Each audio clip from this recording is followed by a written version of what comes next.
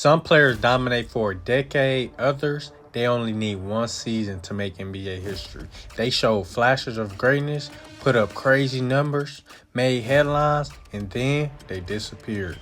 This is the story of three NBA players who went off for one season and then never came close again. First, we got Tyreke Evans. Imagine getting drafted by the worst team in the NBA. But then in your rookie year, you average 20 points per game and then you lead them to 8 more wins than the year before. You think the sky's the limit, right? But for Tyreke Evans, it never got better than that. The year was 2009. The Sacramento Kings was coming off a 17-win season and had just drafted Tyreke Evans with the 4th overall pick. And from day one, he looked like a star. He averaged 20 points per game, 6 assists, and 5 rebounds per game. Something only LeBron, MJ, and Oscar Robertson had done as rookies at the time.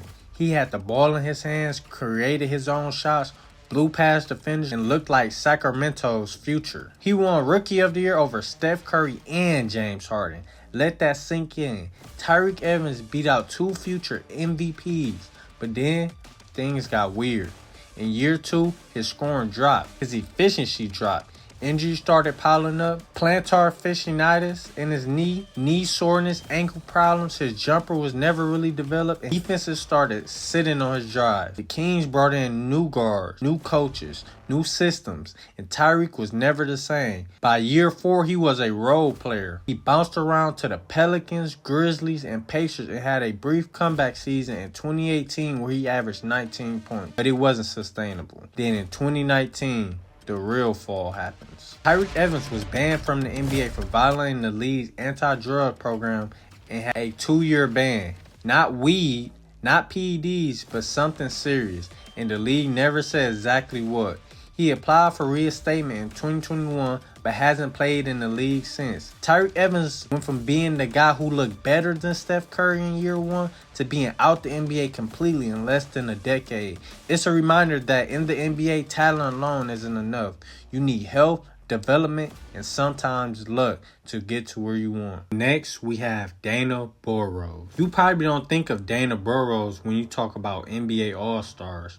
But for one season, he was absolutely on fire. He went from backup point guard to all-star, most improved player, and 20 points per game score, all in the same year. And then he vanished. Burrows had spent most of his early career as a bench guard for the Seattle Supersonics, then the Sixers. He was a knockdown shooter, quick, small, but smart. In his first 6 seasons, he never averaged more than 13 points per game. Then in 1994, something changed. The Sixers handed him the starting point guard role, and he went off. In the 1994-1995 season, Dana averaged 20 points per game and 7 assists. Shot a ridiculous 46% from 3 on over 5 attempts a night. Won Most Improved Player and made the All-Star team all in one season. But the next season, it all cooled off, and the Sixers were shifting their direction. Burrows moved on to the Celtics where his role shrank.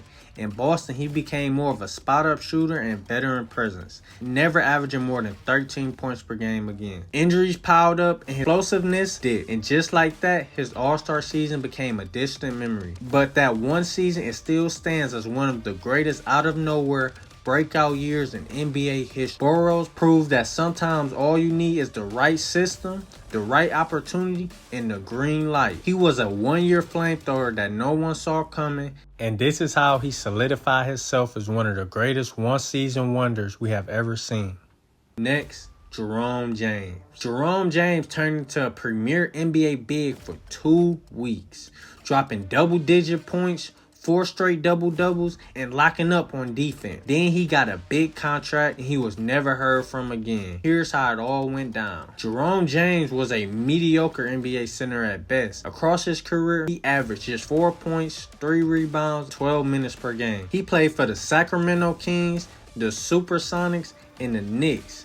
He was supposed to be an athletic rim protector and a big body who could block shots and clog the paint. But the truth, he had a low motor, gave questionable effort, and never seemed locked in. That was until the 2005 NBA playoffs. Suddenly, Jerome James looked like a different player, like he actually cared. Facing off against Brad Miller and the Sacramento Kings in the first round, he exploded for 17 points, 15 rebounds, and 5 blocks in Game 1.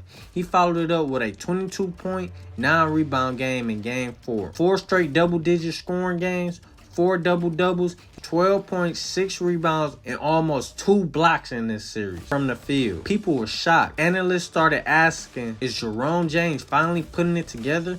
It looked like the Sonics had found a hidden gem at the perfect time. Then came the summer, and then the bad came. The New York Knicks, desperate for size, handed Jerome James a 5-year, $30 million contract off the strength of that playoff run alone. They thought he could be their anchor in the middle, but the moment he signed that deal, the effort disappeared. He showed up to training camp out of shape. Larry Brown benched him, and New York reporters roasted him on a regular basis. Stephen A. Smith called the signing a disaster and said James was stealing money. The New York Post wrote, Jerome James has made a career out of being a 7-footer who doesn't like to work. He played just 90 total games in 5 years with the Knicks, averaging 2 points and barely cracking 9 minutes a night. Jerome James went from a playoff surprise to one of the biggest contract flops in modern NBA history. A 2-week stretch where it turned into a life-changing payday and a cautionary tale for every GM in the league. Sometimes all it takes is a hot streak to fool the world, and Jerome James, he ran with it all the way to the bank. And that's the video, man. I need y'all to subscribe to the channel if you enjoyed the video. Like it, subscribe, and I'm out. Peace.